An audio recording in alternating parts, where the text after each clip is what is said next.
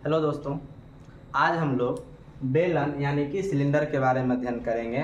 बेलन यानी कि बेलनाकार हम लोग न बहुत सारी आकृति हमारे ज़िंदगी में देखने को मिलता है। जैसे घर का पिलर हो गया, वो बेलनाकार होता है। हमारे हाथ में ये मार्कर है, ये बेलनाकार है।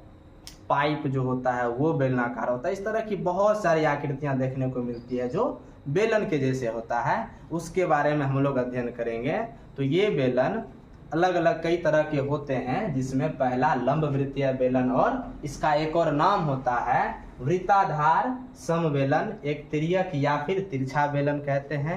एक खोखला बेलन होता है और एक दीर्घवृत्ताकार बेलन, या उसे हम लोग एक और नाम देते हैं अंडाकार बेलन। जिसमें हम लोग सबसे पहले लंब वृत्तीय बेलन या फिर वृत्ताधार समबेलन के बारे में अध्ययन करेंगे।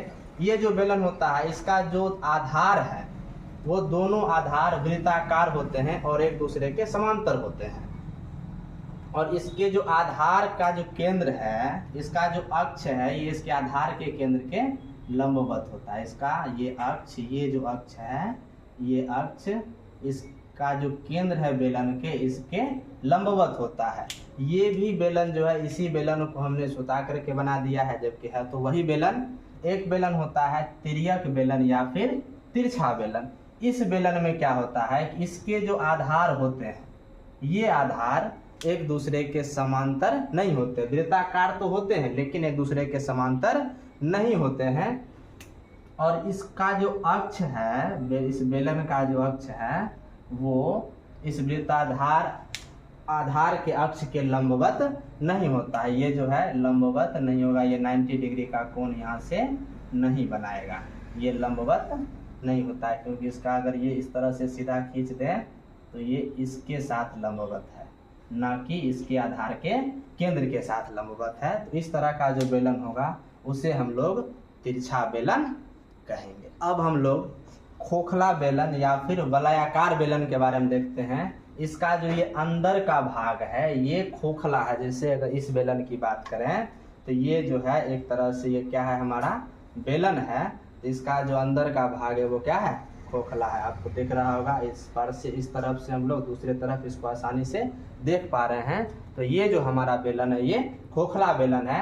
इसकी जो त्रिज्या होती है वो अलग अलग होती है, क्योंकि इसके बीच में कुछ न कुछ क्या होता है, मोटाई होता है। जैसे हम लोग पाइप देखते होंगे घर में, वो जो होता है ना, बीच का भाग कुछ मोटा होता है। तो इसमें ना दो त्रिज्याएं हो जाती है, एक छोटी सी त्रिज्या और एक बाहर वाली त्रिज्या, यानी कि एक आंतरिक त्रिज्या और एक बाहर की त्रिज्या। एक होता है अंडाकार बेलन, जिसे हम लोग कहते हैं दीर्घवृत्ताकार बेलन। ये जो बेलन होता है, इसका जो सतह होता है ऊपर और नीचे का, वो अंडाकार होता है या फिर दीर्घवृत्ताकार होता है। हम लोगों ने अलग अलग कई तरह के बेलन के बारे में पढ़ा, लेकिन जब तक हमें कहा नहीं जाता है तब तक हम लोग लंब वृत्तीय बेलन के बारे में अध्ययन करते हैं। तो ये आप देख सकते हैं, ये हमारे सामने एक बेलन है। तो हम लोग जानते हैं कि इस बेलन में कितने सतह होते हैं। तो इस बेलन में कुल 3 सतह होते हैं। एक ये वाला सतह, ऊपर का सतह, एक इधर नीचे का सतह। अगर इस बेलन को ऐसे रखें तो ये ऊपर का सतह, एक नीचे का सतह और एक ये जो है सतह है वक्र सतह। तो बेलन में कुल कितने सतह होते हैं, 3 सतह होते हैं। अगर हम लोग इस तरह से एक बेलन को बनाएं, इस बेलन में कुल 3 सतह होते हैं। एक ऊपर का सतह, एक ये नीचे का सतह और एक ये जो है इसका ये यहाँ पे होगा इस तरह से वक्र के आकार का सतह, यानी कि ये जो है वक्र सतह। तो इसमें कुल कितने सतह हो गए, 3 सतह हो गए।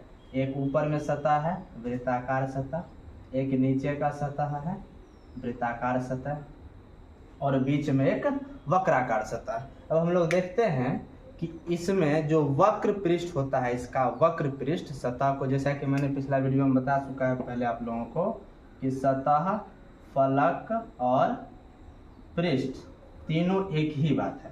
तो हम लोग अब ये जो बेलन है, इस बेलन का वक्र पृष्ठ सतह के बारे में जानते हैं। हम क्या करते हैं, एक बेलन ये आपके सामने लेते हैं, ये हमारे सामने एक बेलन है और बेलन का ये वक्र भाग है। इसका हम लोग क्या करते हैं, जब इस बेलन को हम लोग खोल देंगे, इस बेलन को क्या कर देंगे, खोल देंगे, तो हमारे पास एक आयत के जैसा आकृति मिलेगा। इसी बेलन को ना हम लोग ऐसे करके सटा दिए थे तो हमारे पास एक बेलन बन गया था। इसी आकृति को तो हमारे पास क्या मिल गया, एक आकृति मिल गई किसके जैसे, आयत के जैसे। तो ये जो भाग था यही भाग हमारा गोलाकार भाग था, नीचे का जो वृत्ताकार भाग था यही भाग हमारा कैसा था, ये वृत्त के जैसा था। और हम लोग को पता है कि वृत्त की परिधि होती है 2 पाई आर, ये भी वृत्त की परिधि है, क्या होगा 2 पाई आर। और ये जो बेलन है, इस बेलन की ऊंचाई की अगर बात करें तो इस बेलन की ऊंचाई h है। तो ये जो बेलन है हमारे पास, ये जो बेलन है हमारे पास, ये बेलन क्या है, ये जो वृत्ताकार भाग है इसकी परिधि अगर निकालें तो इसकी परिधि 2 पाई आर और इसकी ऊंचाई जो है वो क्या है, h है। तो हम लोग इसको अलग से देख लेते हैं इसमें। तो ये जो है वृत्त की परिधि एक नीचे है 2 पाई आर और ये भी जो है ये भी 2 पाई आर, और यही तो ऊंचाई था, यही गोला हुआ था, इस तरह से वक्र भाग में आया था।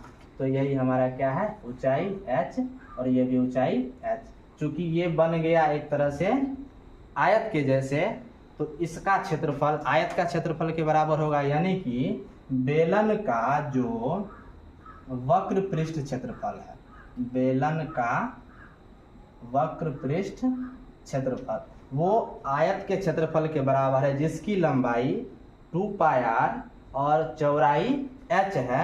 तो जब हम लोग इसका क्षेत्रफल लिखेंगे तो क्या निकलेगा, 2 पाई आर h। आयत का क्षेत्रफल लंबाई गुना चौड़ाई, लंबाई 2 पाई आर और ऊंचाई h, तो क्या बन गया हमारा 2 पाई आर h। बेलन का वक्र पृष्ठ क्षेत्रफल क्या होता है, 2 पाई आर h।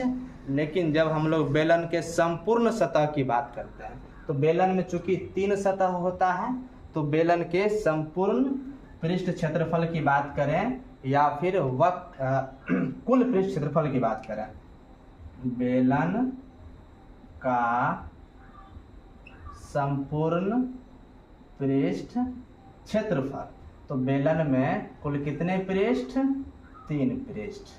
कौन कौन, 2 वृत्ताकार पृष्ठ और एक वक्र के जैसा पृष्ठ ना, 2 वृत्ताकार पृष्ठ जो ऊपर और नीचे है और एक वक्र के जैसा पृष्ठ है। तो हम लोग जो बेलन का संपूर्ण पृष्ठ क्षेत्रफल निकालेंगे वो निकालेंगे कैसे, तो बेलन का वक्र पृष्ठ क्षेत्रफल प्लस ऊपरी वृत्ताकार पृष्ठ का क्षेत्रफल और प्लस निचले वृत्ताकार पृष्ठ का क्षेत्रफल, निचले वृत्ताकार पृष्ठ का क्षेत्रफल।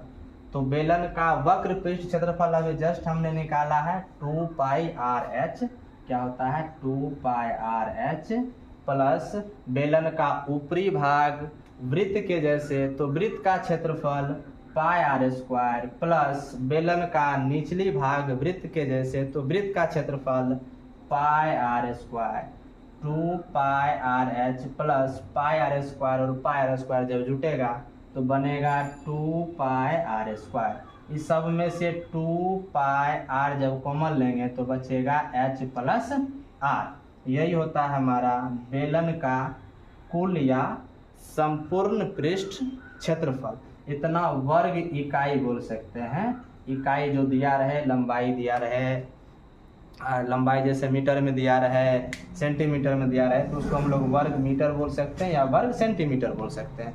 तो इस तरह से हमारा निकला बेलन का संपूर्ण पृष्ठ क्षेत्रफल।